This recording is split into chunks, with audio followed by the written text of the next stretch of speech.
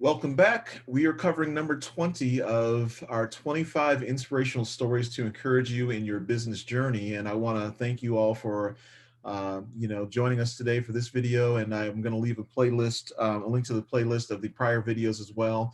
This series is meant to help you if you're a small business owner and you're in the throes of it. We are where we are in terms of, the worldwide health issue that's being dealt with, and a lot of people have had to shut their doors. I've had to shut my doors before too as a business owner back in the dot-com, when the dot-com bubble burst, and it's hard, it is difficult, and you may want to quit, but I'm here to encourage you to keep fighting.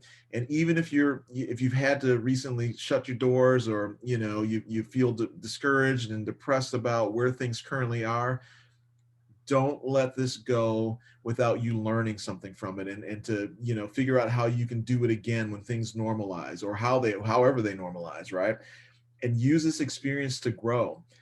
Again, I had that big failure. I had another one that wasn't quite as big, but it still hurt. It stung. And this was back when, I pick wonderful times to start businesses.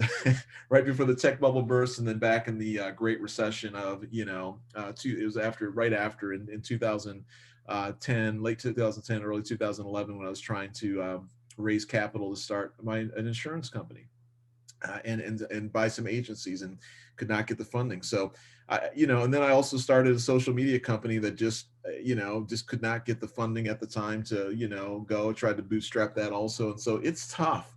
It is tough. And so I've had three failures.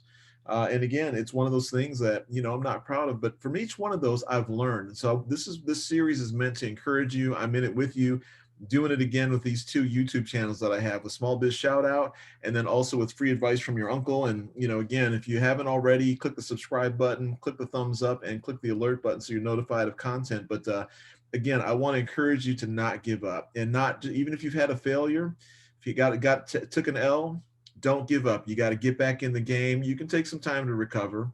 But again, hopefully you'll learn from what the prior mistakes or the prior failures, and be better your second, third time around. So anyway, I'm bringing up some names that everybody should know, and sharing their story. And we're going to talk about George Washington Carver, who I think anybody who's applied for gone to school and experienced the Black History Month teachings and things.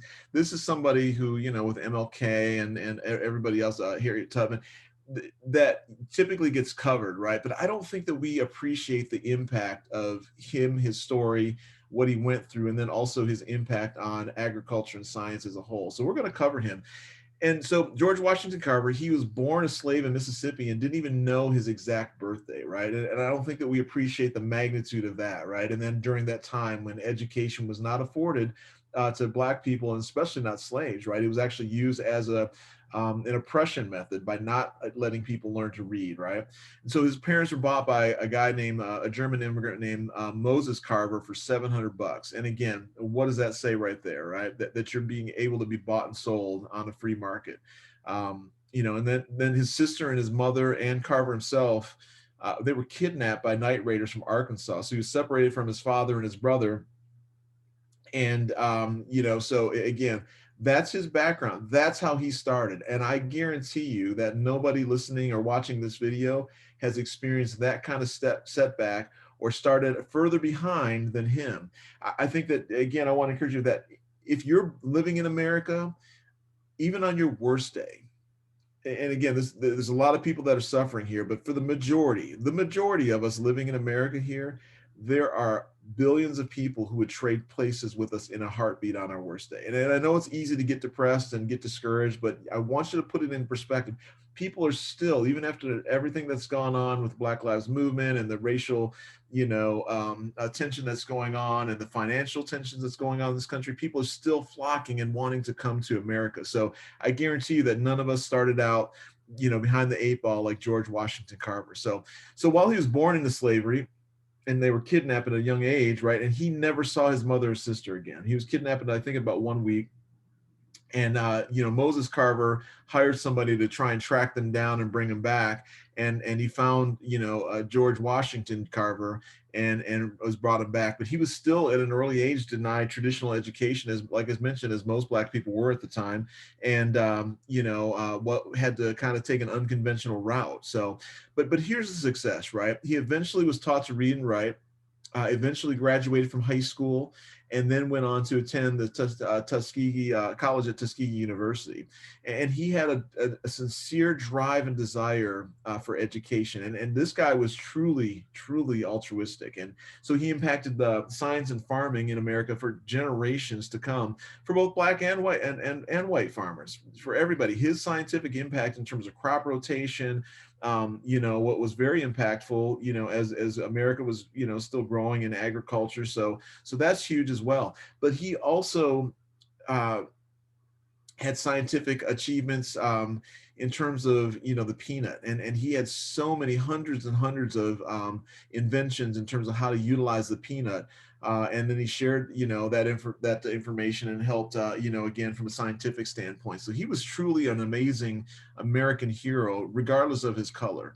And again, I mentioned where he started out, but I just want you to keep that in mind, right? And then he gave back, right? His later years, he donated his income to Tuskegee University as well. So again, truly one of my heroes. Love hearing his story. And again, when I start feeling bad about my parents' divorce, or not being given certain opportunities, I got to think back to where he started from. And again, I have a much better advantage. Still a lot of room to grow. I mean, not there's still a lot of people who are denied opportunity, but again, got to keep it in perspective in terms of where you are. And I want you to encourage you to keep fighting regardless of your color, your race, your gender, your creed. I want to encourage everybody who's a small business owner to keep fight discouragement and apathy, and that valley of disappointment. And check that intro video out. I think you need to see that, and then take a look at the other ones as well. So before I go, make sure you hit the subscribe button, hit the thumbs up, click the alert button. Appreciate it greatly for small biz shout out and free advice from your uncle. And we will talk to you at our next video.